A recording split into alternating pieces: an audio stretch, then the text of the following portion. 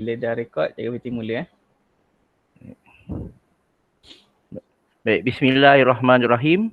Assalamualaikum warahmatullahi wabarakatuh dan salam sejahtera. Bertemu sekali lagi kita pada kelas PDPR Pendidikan Jasmani dan Kesihatan tahun 5 bersama-sama dengan saya, guru pakar kita, guru pakar Pendidikan Jasmani Kesihatan tahun 5, Cikgu Izzat Iskandar. Apa khabar Cikgu Izzat? Alhamdulillah, khabar baik Cikgu Fitri. Terima kasih Cikgu Fitri. Jadi, apakah tajuk kita pada minggu ini Cikgu Izzat? Okey, jadi seperti mana yang kita sudah tahu, minggu lepas kita dah belajar mengenai pendidikan jasmani. Jadi pada minggu ini kita akan berbalik pula ke tajuk pendidikan kesihatan, iaitu tajuk kita pada hari ini ialah topik kekeluargaan, di bawah tema kekeluargaan, dan topik kita pada hari ini ialah penderaan dalam keluarga. Ya, penderaan dalam keluarga. Jadi tanpa muang masa lah Cikgu Fitri kan, ayolah kita pergi ke kita punya PowerPoint. Boleh Cikgu Fitri? Ya, boleh. Untuk pengetahuan semua, PowerPoint ini disediakan oleh Cikgu Izzat Iskandar. Sangat menarik tau. Rugi kalau tak tengok.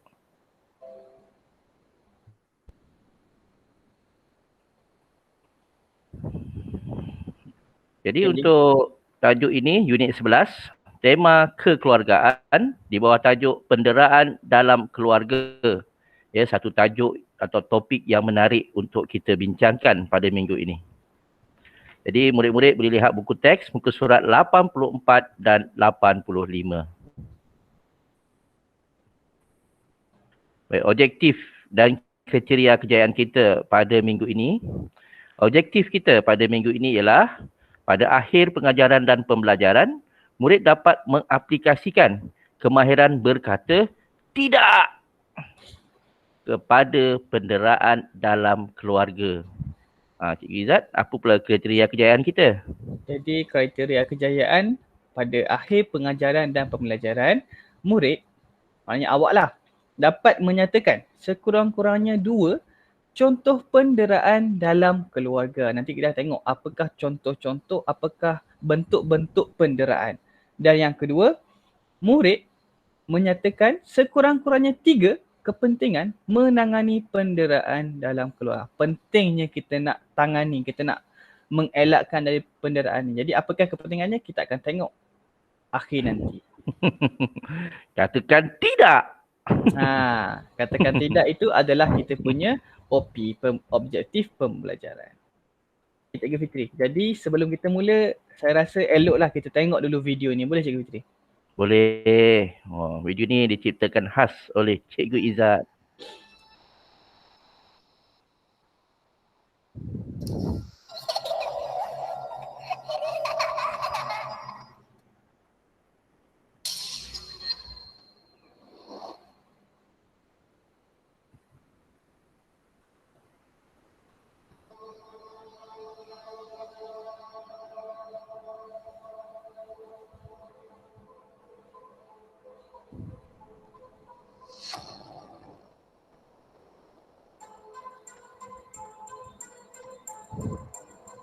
Ini adalah contoh ya, penderaan kanak-kanak di rumah.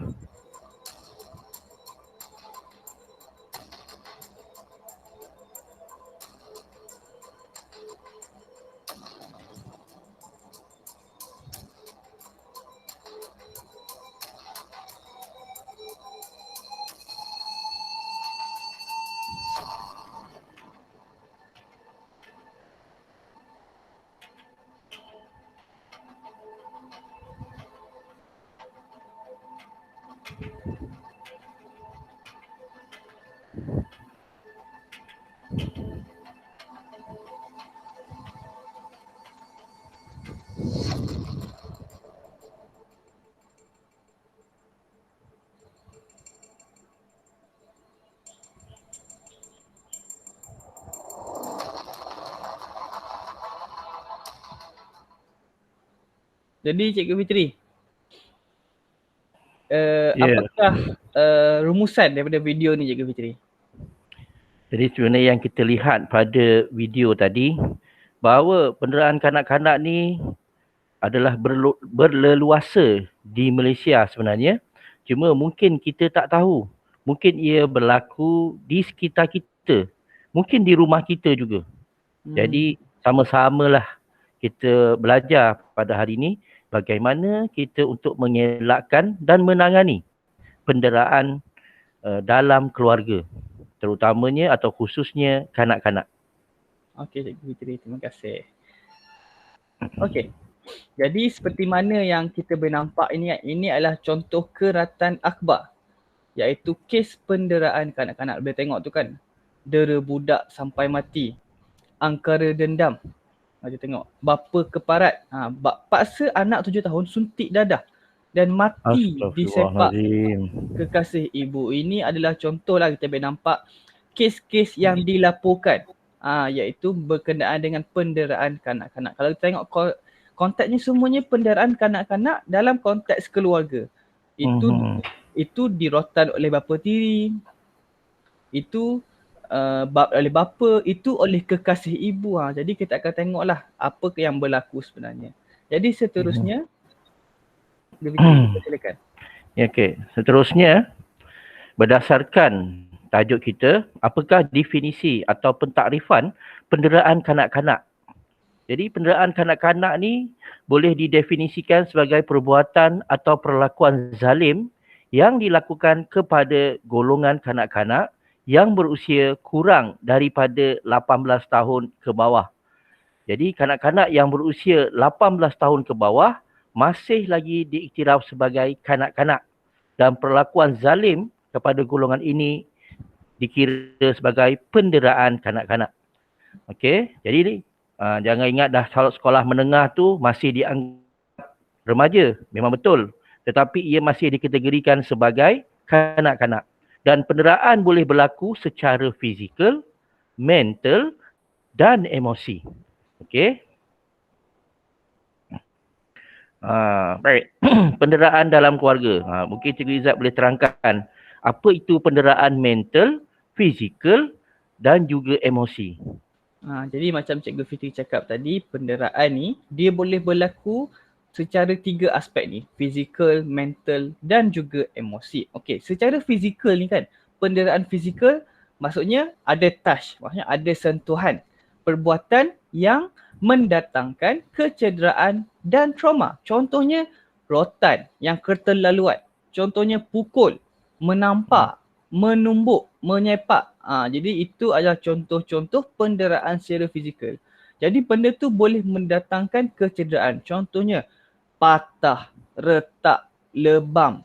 Macam-macam lagi lah. Dan juga trauma. Jadi benda-benda macam ni lah contoh-contoh penderaan secara fizikal. Bila cakap setelah trauma ni kan, ada kanak-kanak yang saya pernah jumpa, dia trauma melihat tali pinggang. Belt. Sebab dia selalu dipukul ataupun dirotan menggunakan tali pinggang oleh ayahnya. Itu contoh-contoh trauma. Seterusnya, penderaan secara mental ataupun emosi ni kan, berkaitan dengan kita punya emotional intelligence ni.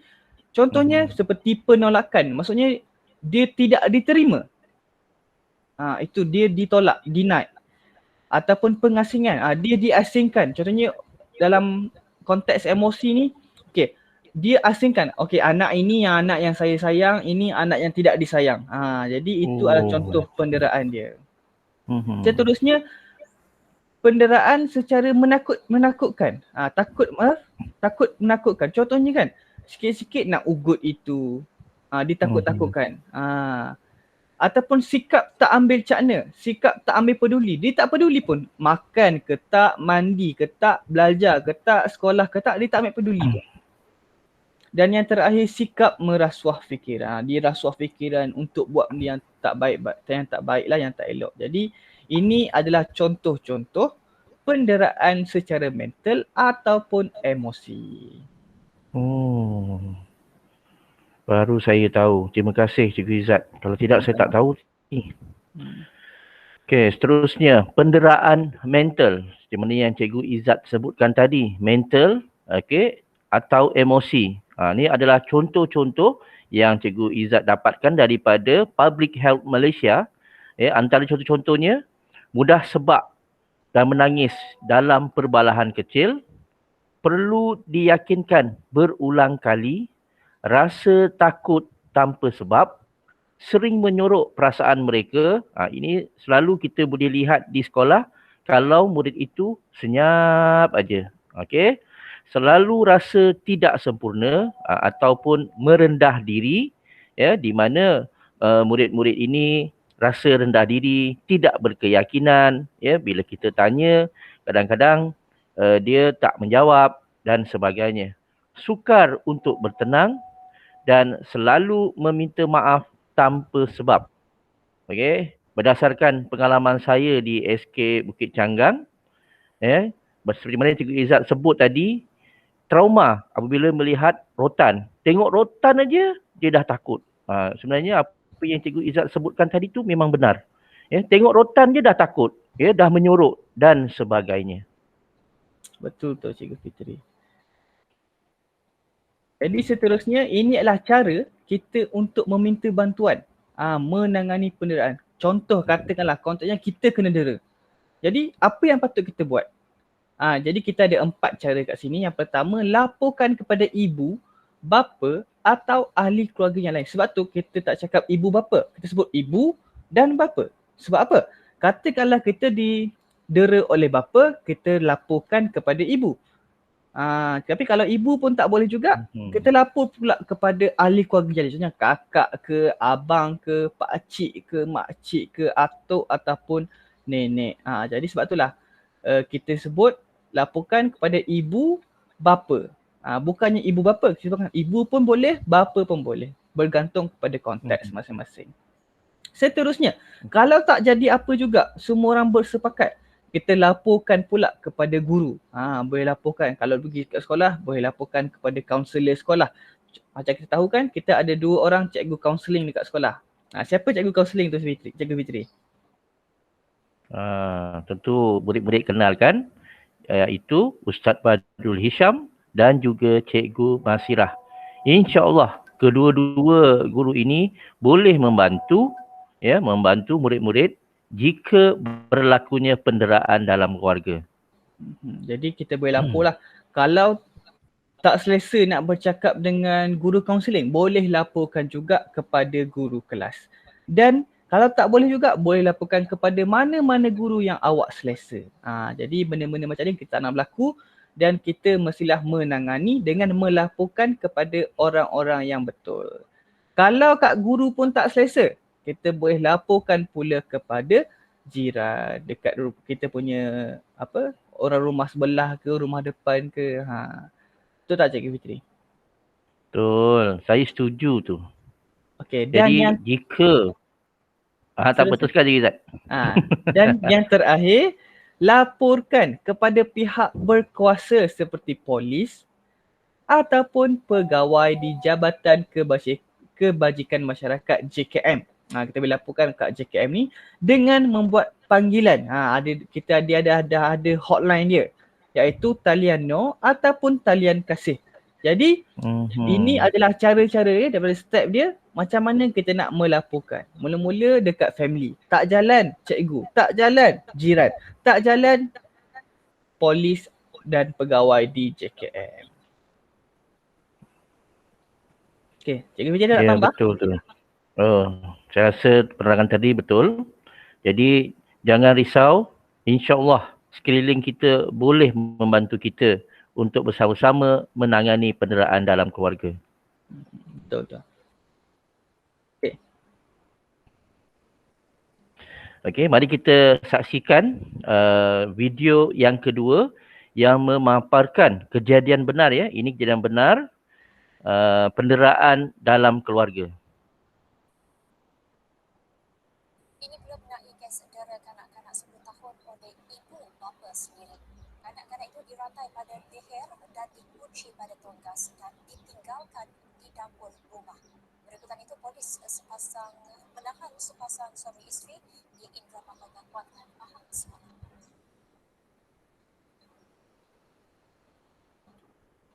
Ketua Polis Daerah Kuantan, Asisten Komisioner Abdul Aziz Saleh berkata perbuatan itu terbongkar hasil maklumat awam dan pemeriksaan oleh bahagian siasatan jenayah Ibu Pejabat Polis Daerah Ambil.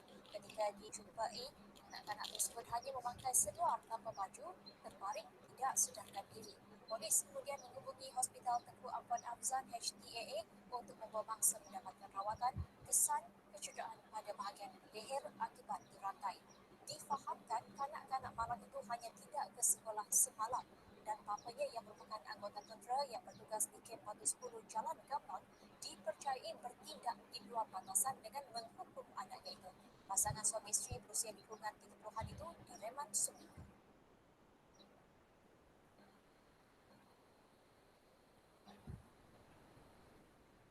Jadi Cikgu Fitri, apa yang itulah. berlaku ni?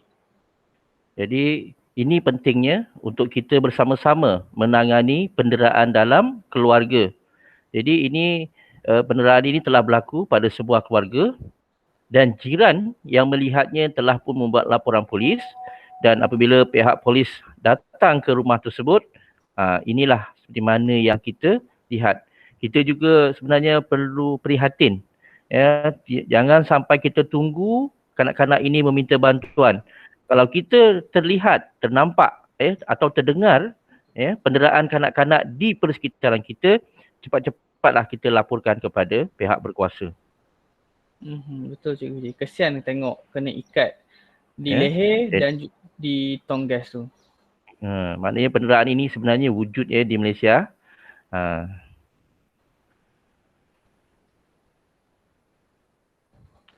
Baik, apakah itu talian nur atau talian kasih? Tadi Cikgu Izzat ada sebut apabila kita meminta bantuan atau maklum kepada pihak berkuasa. Selain itu, kita juga boleh menghubungi talian nur atau talian kasih.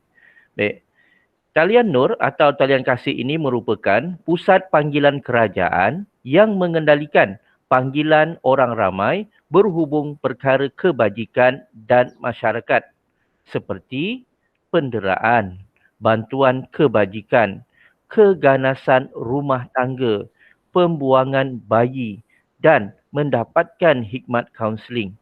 Jadi seperti mana yang dalam berita tadi, jiran ini telah menghubungi talian nur untuk mendapatkan bantuan kerana dia melihat berlakunya penderaan dalam sebuah keluarga. Okey, mari kita lihat keratan akhbar yang lain pula. Okey. Terutamanya di waktu PKP atau pandemik COVID-19 yang melanda negara kita pada hari ini. Ya. Jadi kejadian-kejadian penderaan semakin meningkat kerana tekanan daripada pandemik COVID-19. Okey, jadi kita lihat isteri buli suami. Oh, dahsyat tu. Ya, isteri buli suami. Harap-harap perkara ini tak adalah berlaku di tempat kita. Ya. Kemudian budak 8 tahun disyaki dirotan oleh bapa tiri. Dera budak sampai mati. Ya Allah, elakkanlah musibah ini. Ini adalah contoh talian sokongan psikososial tengok COVID-19. Jadi murid-murid bolehlah menghubungi talian ini untuk mendapatkan khidmat kaunseling atau melaporkan sesuatu kejadian yang berkaitan dengan penderaan dan sebagainya. Jangan salah gunakan panggilan ini. Kita gunakan panggilan ini untuk waktu kecemasan sahaja. Okey, jadi tadi kan dah cakap untuk kriteria kejayaan, kepentingan, menyatakan kepentingan. Jadi apakah kepentingannya? Kenapa kita kena menangani penderaan dalam keluarga ni? Yang pertama, untuk meningkatkan nilai harga diri dan keyakinan diri. Betul tak? Kalau orang yang selalu didera, selalu dibuli, selalu dipukul di rumah, bila dia datang sekolah, bila dia keluar, dia tak yakin. Betul tak Cikgu Fitri? Betul. Itu yang tadi kita lihat antara kesannya, murid tidak yakin, kalau kita tanya dia diam, dalam kelas dia diam, dia tunduk dan sebagainya. Betul. Yang kedua, bermotivasi untuk mencapai kejayaan dengan lebih baik. Maksudnya kalau orang yang tak dera ni kan, mestilah dia lebih bermotivasi. Dia nak mencapai kejayaan dekat sekolah ke, dekat luar ke. Okey, yang ketiga, memiliki tubuh badan, emosi dan fikiran yang sihat. Jadi kalau dia tak didera secara fizikal, mestilah dia mempunyai tubuh badan yang sihat. Tak adalah luka-luka, tak ada lebam, tak ada retak, tak ada patah dan sebagainya. Dan dia mempunyai emosi dan fikiran yang sihat. Maksudnya dia tak adalah sekejap-sekejap minta maaf tanpa sebab macam tadi kan Cikgu Fitri. Ya, betul. Sekejap-sekejap menangis tanpa sebab, menyorokkan perasaannya. Jadi benda tu tak akan berlaku kalau kita berjaya menangani penderaan. Dan yang keempat, merangsang minda dan daya ingatan yang baik. Okey. Jadi seterusnya Cikgu Fitri. Okay. Yang kelima, mengelakkan berlakunya kecederaan dan kecacatan kekal. Okay. Kecederaan dan kecacatan kekal ni bukan sahaja dari bentuk fizikal tetapi juga mental dan emosi kita. Ya. Kadang-kadang kita lihat murid itu macam Cikgu Izzat sebut tadi, kita pegang rotan aja dia dah ketakutan. Ya. Dia dah menyorok, dia dah menangis dan sebagainya. Kerana ia boleh memberikan kesan yang sangat mendalam kepada diri murid. Baik, yang keenam, pengurusan diri yang lebih terancang. Jadi murid-murid perlu mengurus diri dengan lebih terancang ketika di rumah dan juga ketika di sekolah. Ketujuh, menjalin hubungan sosial yang lebih baik dan tidak menyendiri. Jadi murid-murid digalakkan ada hubungan sosial yang baik antara kawan-kawan di sekolah, ya, dan jangan menyendiri.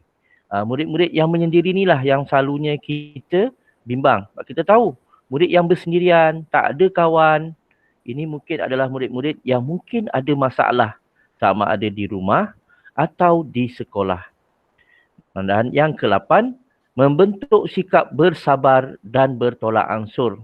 Okey, jadi kita perlulah bersabar dan menangani penderaan dalam keluarga dengan bertolak ansur. Okey, kita boleh jelaskan untuk mengelakkan penderaan dalam keluarga ini.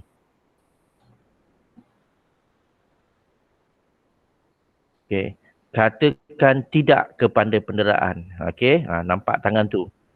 Tidak. Ya, tidak. Marilah kita bersama. Okey. Kemahiran berkata tidak kepada penderaan dalam keluarga. Pertama, menjerit berkata tidak. Tidak. Jika dipukul, dicubit, digigit atau digoncang. Katakan tidak. Jerit. Kedua, berkata tidak kepada semua kata-kata yang kesat. Ini selalu kadang-kadang boleh berlaku di rumah, boleh berlaku di sekolah, kawan-kawan mengejek dan sebagainya. Seterusnya, berkata tidak kepada cercaan atau dimalukan di halayak ramai.